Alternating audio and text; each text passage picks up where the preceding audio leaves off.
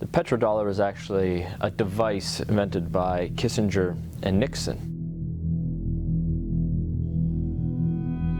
The standard of living of all Americans can be traced back to here, the vast oil-rich deserts of Saudi Arabia. In the early 70s, after the Arab crisis happened with the oil embargoes, OPEC basically tripled the price of oil to the Western world. And at that time, America realized that they were vulnerable because they were importing about 70% of all the oil they consumed.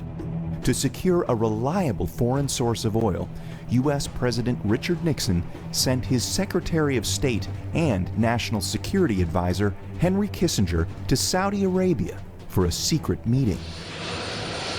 The result was a pact that still stands to this day. If Saudi Arabia, which at the time was the world's largest producer of oil, would sell the oil in US dollars, America would defend Saudi Arabia and make sure the House Assad would stay in power.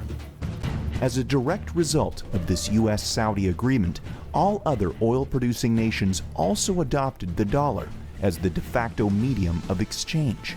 Demand for it increased exponentially all over the world, and soon it had a new name: the petrodollar. Your currency is only as strong as the demand for it, just like anything else, the supply and demand. Why the petrodollar is important, it causes a demand for the US dollar. A lot of Americans don't realize that over 70% of all the $100 bills in the world are actually outside of the US. There's more $100 bills in Russia than there are in America. This stockpile of US dollars in countries around the world is because oil is bought and sold using the greenback.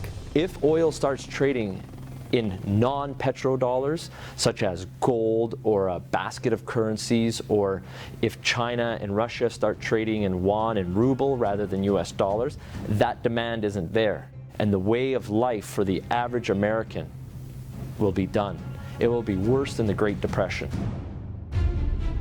To date, anyone who's potentially threatened the status of the petrodollar hasn't fared well. Libyan strongman Muammar Gaddafi publicly pushed for a Pan-African gold-backed currency that he would trade for Libya's oil. He was killed during a US-backed revolution in 2011. And just a few short years before, Iraqi dictator Saddam Hussein advocated selling oil for euros. At this hour, American and coalition forces are in the early stages of military operations to disarm Iraq. The U.S. invaded under the guise of looking for WMDs. Iraq did not have any weapons of mass destruction, and interestingly enough, after the Americans invaded, took over, put in their own government, the whole concept of selling oil in euros never surfaced again. Today, many countries resent the current petrodollar system, and their leading spokesperson is none other than Russian President Vladimir Putin. Americans should be very worried about what Putin can do. There is a new Cold War going on. It is the Colder War. That is exactly what's going on. And who's in the center of this push? Vladimir Putin. And the petrodollar is so crucial to the Colder War. The only thing holding America right now at the top is the petrodollar. And let me make it very clear.